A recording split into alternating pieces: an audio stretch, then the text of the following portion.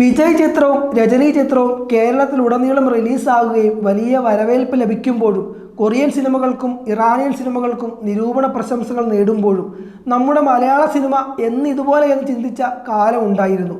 അസൂയയോടെ അതിനെയൊക്കെ നോക്കിക്കണ്ടിരുന്ന കാലം മാറുകയാണ്. പ്രേമത്തിന് ശേഷം ഒരു മലയാള സിനിമയ്ക്ക് ഇത്രയും ജനകീയത തമിഴ്നാട്ടിൽ നേടുന്നത് മഞ്ഞുമൽ ബോയ്സിനാണ്. ഒടുവിലെ റിപ്പോർട്ട് പ്രകാരം 10-ാം ദിനം 1000 ഷോകൾക്ക് മുകളിലേക്ക് തമിഴ്നാട്ടിൽ ഈ സിനിമയ്ക്ക് ലഭിച്ചിട്ടുണ്ട്. ഒടുവിലിതാ 100 കോടി എന്ന നേട്ടവും. മഞ്ഞുമല കുറച്ച് സീ മാറ്റും.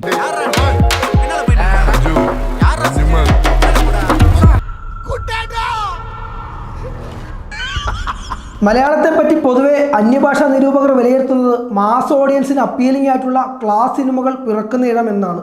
അതിനെ ശരിവെക്കുകയാണ് 2024 ആരംഭത്തിൽ തന്നെ ഭ്രമയുഗവും പ്രേമലവും മഞ്ഞുമൽ ബോയ്സും.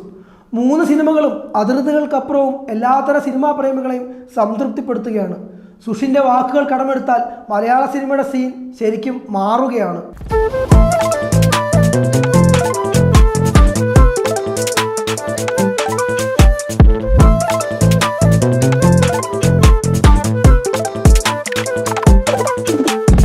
OTT വിപ്ലവത്തിൻ്റെ ഒരു പോസിറ്റീവ് ഔട്ട്കം എന്ന രീതിയിലാണ് ഇത് സംഭവിക്കുന്നത്.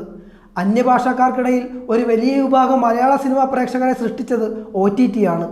ക്വാളിറ്റി കണ്ടന്റും സിനിമയും മലയാളത്തിൽ നിന്നുണ്ടാകുന്നത് ഇവർ കാത്തിരിക്കുന്നത് തിയേറ്ററുകളിലേക്ക് മോളിവുഡിന് കൂടുതൽ സാധ്യത തുറന്നിടുകയായിരുന്നു. ഇതിനെ ഇത്ര ഭംഗിയായി ഉപയോഗപ്പെടുത്തിയ കാലം മുന്നേ ഉണ്ടായിട്ടില്ല.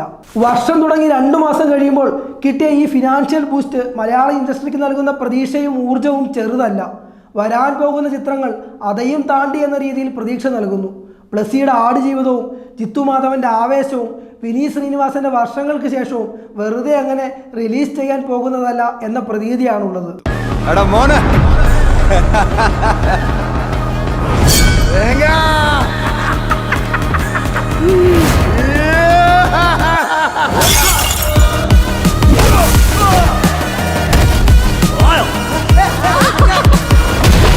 ഞാനിവിടെ ഒരു ലോക്കൽ സപ്പോർട്ട് ഉണ്ടാക്കുകയും ചെയ്യും, അവന്മാരെ തിരിച്ചടിക്കുകയും ചെയ്യും.